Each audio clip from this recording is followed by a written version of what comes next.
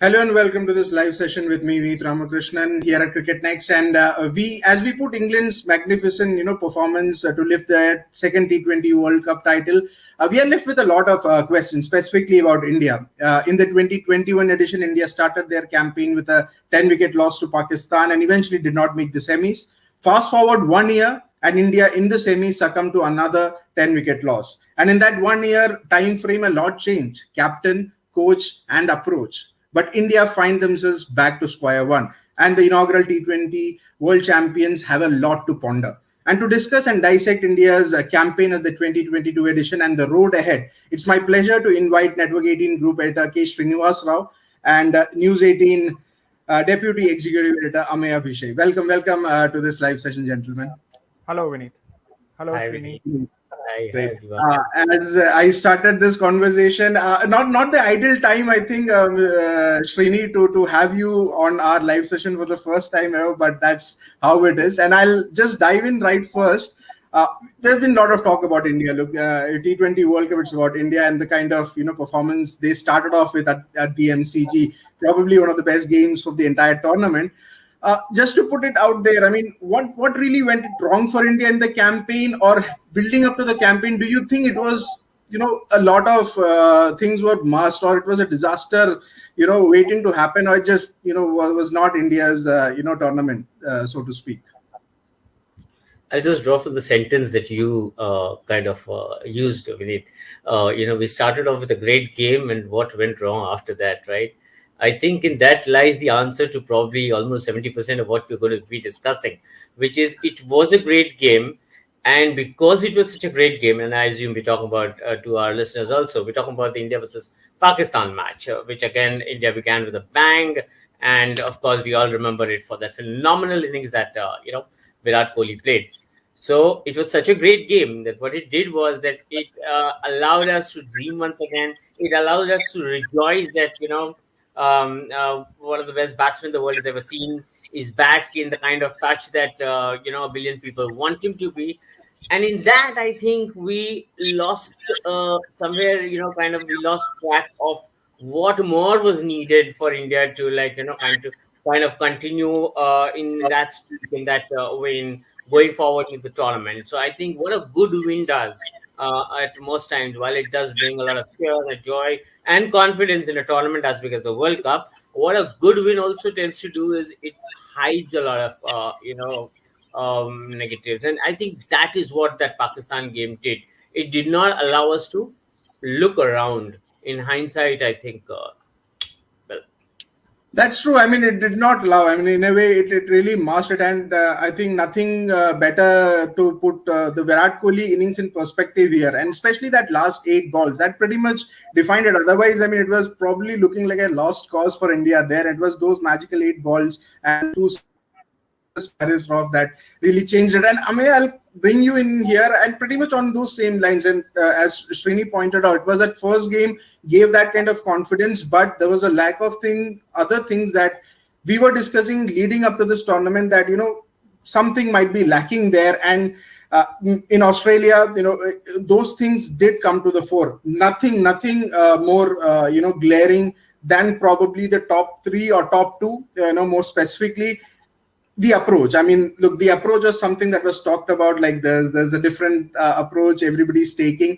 And to be fair to this Indian team, from January 22 to October 22, whatever games that India played, India's strike rate, in that power play or the scoring rate was quite high. But bizarrely, when it came to the T20 World Cup, it just dipped.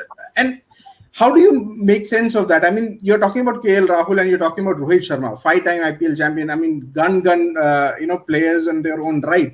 Yet, something was not clicking for this duo. So let me start off by saying that I think Srini has hit the nail on its head, or rather Srini has hit the first delivery from you for a straight 6. The point here is Virat Kohli. Okay, that match which India won against Pakistan, the first match at the MCG, which was the most spoken about match in the entire tournament. The match wasn't about India. India did not win the match. It was Virat Kohli who took us to victory. It was a one-man performance which ensured that India won that match. Now coming to your question. Okay, now while the whole thing revolved around Virat Kohli, others failed to perform. Be it the openers, your middle order got hardly any chances. Okay, and whenever they got chances, it was a one-off inning by Hardik Pandya in the last match, right? Dinesh Karthik, who you all picked to ensure that he will play his role, he did not perform. Okay, he did not score the big runs or did not get the big finishes that he was expected to get. Arshdeep was very good. Your bowling was really good, and it looked outstanding because of Arshdeep, right? But none of the other bowlers really performed up to the expectations. So, in a way, if you look at it collectively, it was a failure of the team. There was one person who stood out. We all spoke about him throughout the tournament. The focus was on him. It reminded me, Vineet Srini, of the 1990s.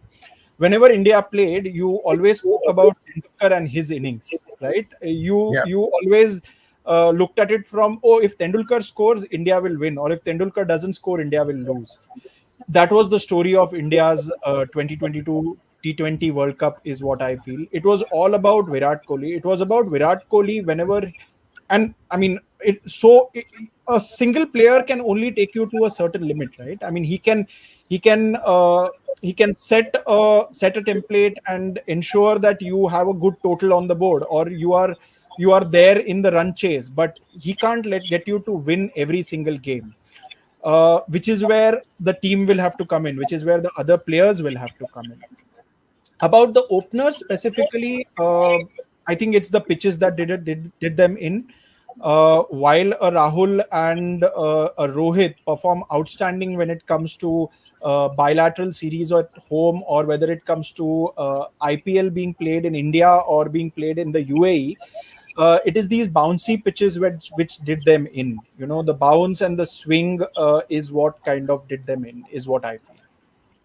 I mean, yeah, in a way that was it. I mean, we all look at all the these guys performing well in the UAE for the IPL and the bilateral series, but bilaterals are quite different from your knockouts, and something Rohit Sharma also did mention in one of the post match conferences that it's just a different ball game together. The pressure situation that way it's different. But that's what happened in the tournament. I mean, a lot of things that didn't go India's way, a lot of things that were not in India's control, like Jasprit Bumrah's injury or the unavailability of Ravindra Jadeja, big dent. But Srini, here with that point in, I mean, let's look at the selection here, and I'll again draw from one of your tweets that you did put out, talking about the selection and how it puts a marker on the selectors as well, not just the captain. Look, captain, this is Rohit Sharma's team, so as much as blame or you want to put it on him, it's probably the selectors. And this is the Indian team we are talking about. Every time, I mean, selection debate, it's a storm. And yet, at the end of it, I mean, why was it a case where leading up to the tournament, we still didn't know who who Jasprit Bumrah's replacement was till the last moment? Why Mohammad Shami only played that practice game? That's about it. There were a lot of questions around that. You had at Dinesh Karthik primed as your finisher, but on the crunch game, Rishabh Pant walks out as a finisher. You had Yuzvendra Chahal as your lead spinner all throughout, but Ravichandran Ashwin gets all the game and not Chahal. So, what do you have to say about the selections, and how much of it puts the onus on Chetan Sharma and co? Okay, see, when you talk about selection committee and the decisions taken, first I'll just kind of just to point out this very important bit. If we are going to kind of reflect upon this loss and India's exit and this so-called postmortem that's going to happen around India's performance, let's be very clear right from the beginning that there are three sets of people responsible for this entire. If we are going to call this a mess, then so be it. There are three kind of sets of people who are responsible for this. Number one, the selection committee, and I'm going to come to that with absolute detail in a while. Number two, the captain. The buck stops with the captain. We like to laud Rohit Sharma for being the most successful captain in IPL. He's won 5 titles. In fact, that is why we thought that he's the most, relevant guy in terms of leading the India squad into the World Cup. Fine. So when we like to laud our heroes for the performance that they have put in, then we need to ask questions from them also. And this loss actually makes the buck stops with Rohit. I'll come back to that later. Also, it's one thing to have a bad day out there as a captain, and it's another thing to actually make poor decisions out there in a match as important as this. And there were some poor decisions made as captain. That's number two. And number three, Rahul Dravid. And I again have my very, very clear thoughts on where Rahul Dravid stands as a coach in a T20 format. I have always maintained this, the greatest batsman doesn't mean the greatest coach. Don Badman couldn't necessarily have become the greatest coach the world ever saw just because he was the greatest batsman. Same stands with Sachin Tendulkar, same stands with everyone. But again, I'll come back to that later. So let's start with the selectors. Number one, this selection committee has a lot to answer. Okay. If you think Indian Premier League, there was a lot of debate whether India is playing enough cricket overseas in terms of leagues and all. Maybe that's why we don't have confidence to perform in crunch situations and all. I don't think that's the case. We play enough bilaterals overseas to, kind of get an idea of what crunch situations anywhere else in the world are like. And it allows us a bit of team bonding also. And if India doesn't allow its players to play in overseas leagues, what's the point even debating it? So let's stick to what is in our hand, which is, kind of what is the position here. Go and look at the performers in IPL 2022. The Indian performers, bowlers I'm talking about, top 10. Who is the number one bowler? Who's the number one wicket taker in IPL T20, 2022? You took him along with you to Australia. You missed out on taking him to, 2021 T20 World Cup. You didn't seem to learn your lessons. You took him for 2022. You made him sit on the bench. Are you telling me that after India qualified or when India was playing less important matches, there was no need whatsoever to try Yuzvendra Chahal even one? When the ground is small, you're like, no. Slow in the air, doesn't work in a ground like Adelaide. When the ground is big, no. Ground is big, we need a pacer. So these are excuses, and I think people are too overawed by what is happening on social media. The commentary around. Be very specific. Here is a guy who's had the knack of picking wickets. He's been a performer, and I don't understand how you can ignore him so blatantly. That's number one. Number two, you talked about Mohammad Shami, right? I have no issues. Shami is one of the most tried and tested and great bowlers that India has had. Brings raw pace to the table. I don't have a problem if a good bowler on a given day goes through bad form or, has a bad day out. Any bowler can, kind of go through a bad day. That's not the point. The problem lies in the bunch of selectors along with the captain and coach not being sure about what you want to do. When you pick Jasprit Bumrah, which is fine, it's unfortunate that he bowled out of the World Cup. Did you have a plan B in place? I don't think we had a plan B in place because, again, Shami came out of the blue, came out of nowhere. I can understand if Shami was there, and, it was an automatic elevation. I sincerely think, he failed in making some brave choices. That's number two. Number three, we went with the wrong set of openers. AL Rahul did not. I've been saying this, coming into the World Cup, that he did not deserve to go to Australia. What? He's like what? He's been the most phenomenal T20 batsman at the international level. What exactly did he bring to the table that, I'm not, it's not like I don't like KL Rahul, okay? I mean, for the kind of knocks that he's played in Test cricket, I'm willing to stand by him. Anything else, I'm willing to stand by him. But T20 is a game of form. And he was not in the kind of touch that you want your opener to be in. So where is the rocket science and why do people have to feel so bad about it? It's like KL Rahul is more important than India. Doesn't work like that, right? That is it. And, I'll speak with, we'll break this conversation. I have a lot more to talk about the selectors. I keep coming back to you. We'll come back to that, and we'll have just to add on to what Srini is saying here. Look at the England team, or rather the England squad. They have picked players who play T20 cricket, right? So they have picked players who play the format rather than picked a team and then force them to play a format. So they have picked specialists, people like a Phil Salt or people like Harry Brooks. These are T20 specialists who have been picked. Now, coming to what Srini was saying, is KL Rahul a T20 specialist? I don't think so. I don't think any of us think so, right? He may be a great player, but is he a specialist? He's not. No, I mean, in fact, where the selection is concerned and the point that Ameya is making, that's a very valid point. We need to discuss that, in absolute detail. The selection bit in terms of, the example of England that he's pointed out. What exactly? I read a comment somewhere or somebody's tweet. I'm not sure where I read this. Whose comment was it? It said that we didn't go with a T20 team, we went with an All Stars, IPL All exactly, Star. exactly, That is exactly, true. That is absolutely, true. Yeah, very much. absolutely. Yeah, not IPL All Stars, basically, something to, yeah, it explains the point. You were so overawed by the reputation that you had to carry. It was almost like you were under some kind of pressure. What kind of pressure is this? Is this Twitter pressure, Instagram pressure, brand pressure? What pressure is this? Some player who's too big than the game, like, who probably has to go and he's the first name to put when you select the India team? I don't think so. I mean, why? I want to ask you, why Sanju Samson not there? Where is Ishan Kishan? Where is another youngster who's actually putting his heart out there and playing year after year in the IPL? Why exactly does KL Rahul need to be in this squad? I don't understand. I need Chetan Sharma to give an answer to this. We need to sit, we need to ask these questions, we need to debate that pressure out. Otherwise, dear Mr. Sharma tends to think that, well, I mean, the decisions that he makes are sweetest. Unfortunately, But somebody. isn't Srini, hasn't that been the case with Indian cricket for a very long time? I mean, where you pick the names rather than the players who fit that format.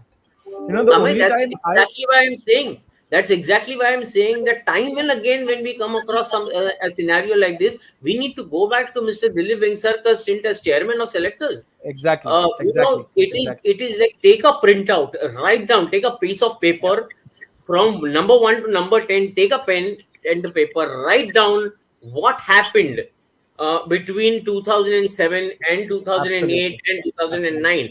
Write it down absolutely. on a piece of paper until India went on to win the, Absolutely. the I was in fact just going to say that India know the template. They have done this in 2007, where after the 2007 loss in the West Indies in the ODI World Cup, we went with a complete new squad to the T20 World Cup in South Africa. It was a young squad. It was players who were not tried and tested at the international level, but they were absolute young, youthful guys who came onto the world stage, and we all know what happened. I mean, Dhoni and his team uh, won it In from fact, out I'm of going to put nowhere. this out.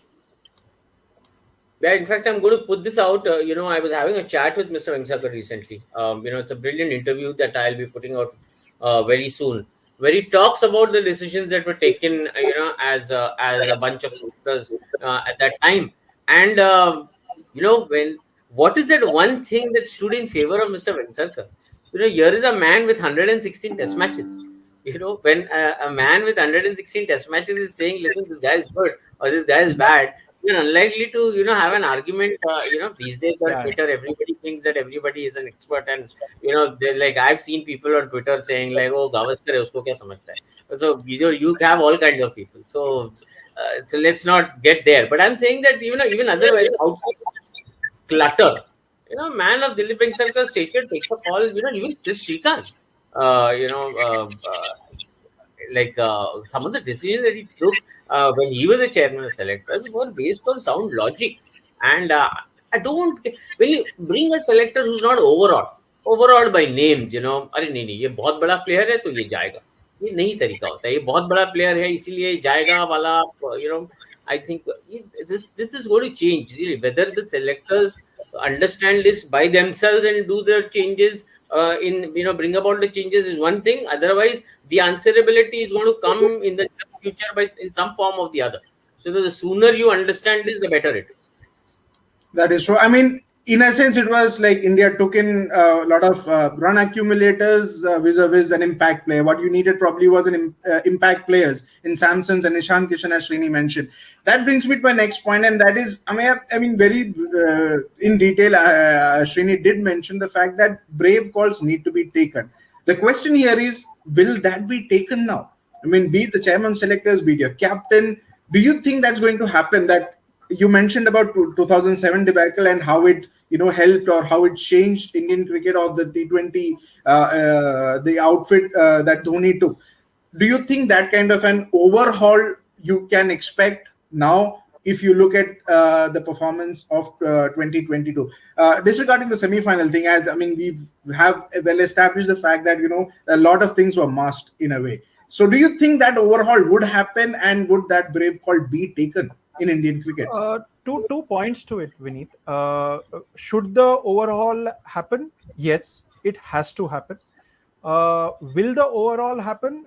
Your guess is as good as mine. We all know how Indian cricket works. We've seen it for decades. So, will it happen? We'll have to all wait and watch. It should definitely happen, without any doubt. And this is a good time for it to happen, right? My point is, a Rohit Sharma, a Virat Kohli, these senior guys, right, who are still part of the entire ecosystem. These guys need to groom younger talent. Okay. I mean, you can't just pick somebody out of the blue and put them over there. Now, you have players who travel with the squad. You have players who travel with these senior guys across the world when the Indian team tours Australia, South Africa, England. You carry a bigger contingent of players, which has a set of junior players as well. Now, those junior players need to be groomed by these senior guys. Do we need to make that change now? Most definitely. The next T20 World Cup is 2 years down the line, which is in 2024 in the West Indies and the USA. You start grooming these guys from now on. You hand over the captaincy of the T20 side to a younger guy, and in 2 years' time, hopefully you'll be there. So overhaul most definitely has to happen. Will it happen?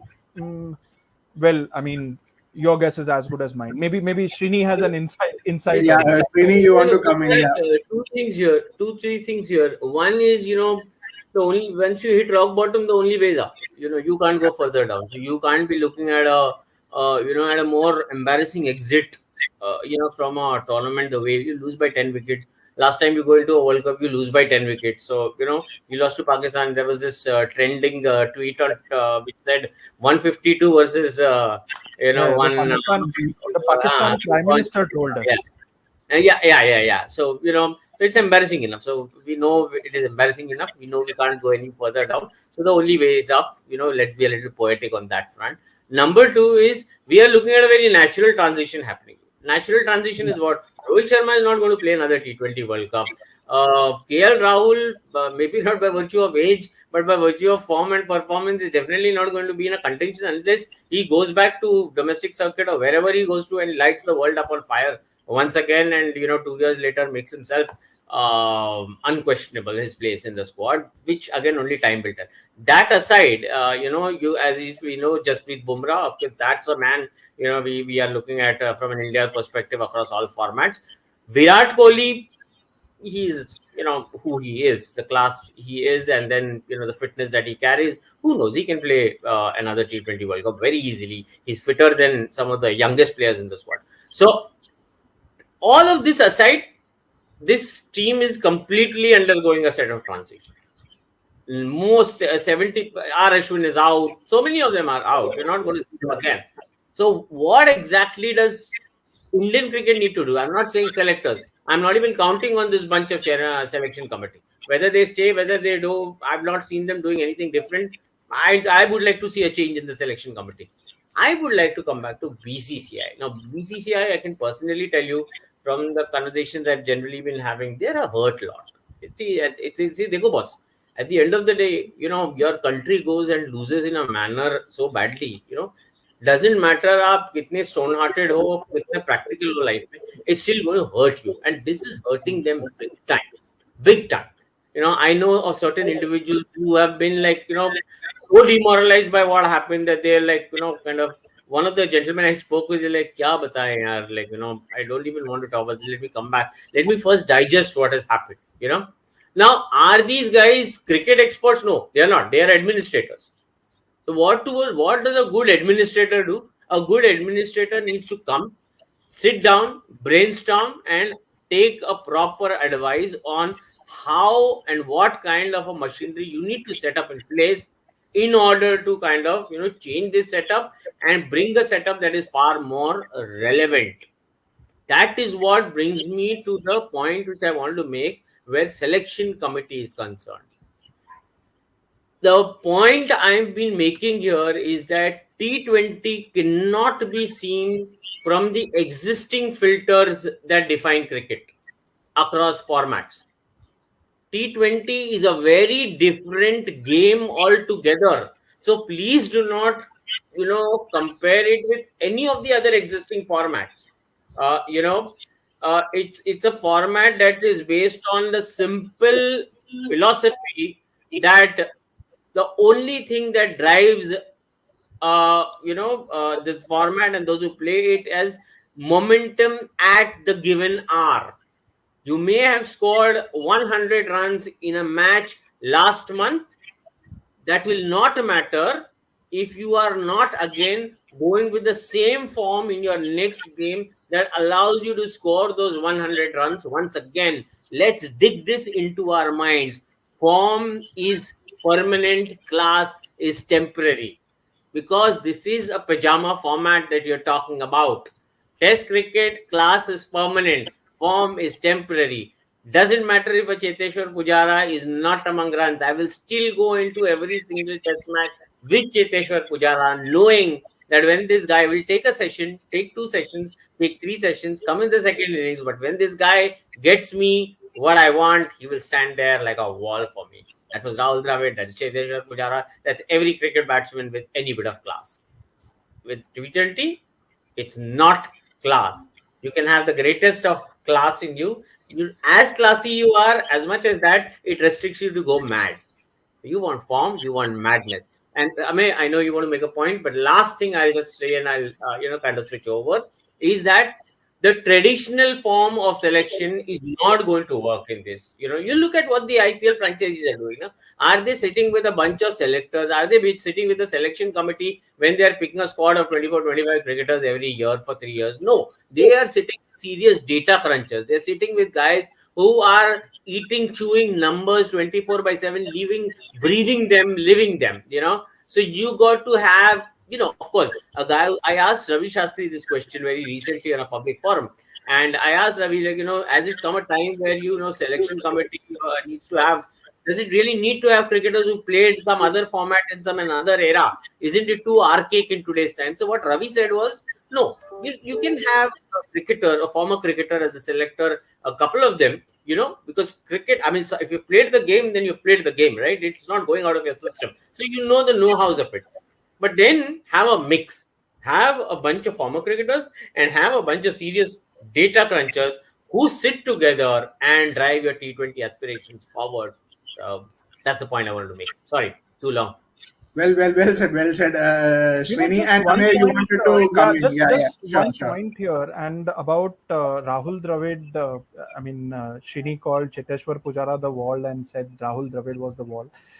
And something which he said earlier in one of the earlier answers which he gave about how Rahul Dravid may not be the right fit to be a coach for the T20 team.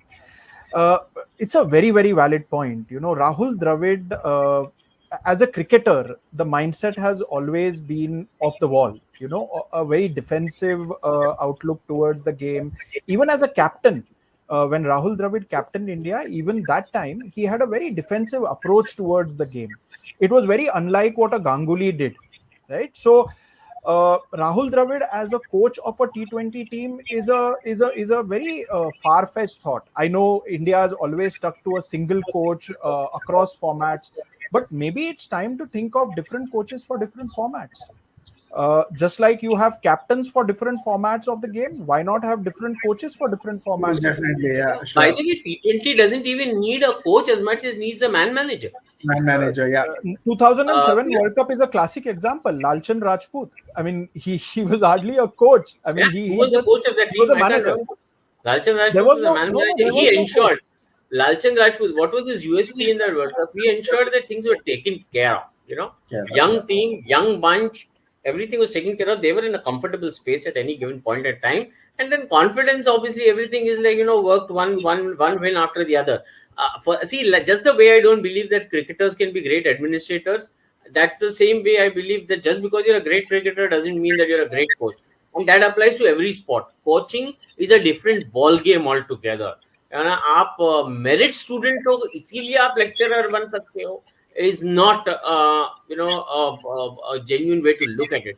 A lecturer is born with a set of it's a natural gift that a teacher is born with, the potential to educate somebody else, the ability to educate someone else.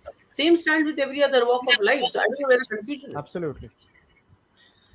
That is true. I mean, and then the general consensus pretty much is here that, I mean, changes need to be done, and be it wholesale changes, be it brave decision. I mean, something has to change for Indian cricket, at least in the T20 approach. And that brings me to my final question or final section here, because we've been at it for quite a long time now. Srini, to you first. Now the next immediate assignment is in New Zealand T20s white ball series that we are seeing, and there have been a change. I wouldn't say changes, but there have been a lot of seniors being rested. Hardik Pandya has the captaincy. You have an Imran Malik, and you have Washington Sundar coming back. Do you see this as a glimpse of what is going to be the future for Indian cricket in T20s, or there's still something that you would like to see changes happening there? Yeah, see, this is like the immediate aftermath of what has happened. So let's not draw any conclusion. Team वापस आके फिर New Zealand तो गई भी नहीं है ना. It's only gone from so okay, seniors have been rested. Okay, I won't read too much into it. I want to know what we do in 2023. I want to know what we do in 2023 in order to prepare for 2024. Okay, you go for a bilateral series to prepare about, let's say, New Zealand. This New Zealand series. Okay, you're going to play whatever 3 T20s there. Okay, I don't 3 T20s. Yeah. Okay, I don't mind. We lose all 3 T20s and come. It's okay. It's absolutely okay. Let's assume Washington Sundar, unfortunate. My heart goes out to that boy. Every single time an opportunity beckons, something or the other. It's either COVID or some freak injury or some rehab, something. For once, I really hope, that the boy is fit and comes back to playing some amount of decent cricket. So, anyways, not digressing here. The point is, let's say you take a call that Washington Sundar can potentially be my number 3, number 4 batsman. Just do some blind hitting up the order, right? You see that spark in the potential. I'm not saying it's the case. I'm just giving an example. He has done that for the rising Pune Super Giants. Yeah. Everything comes out of having seen something at least once, right?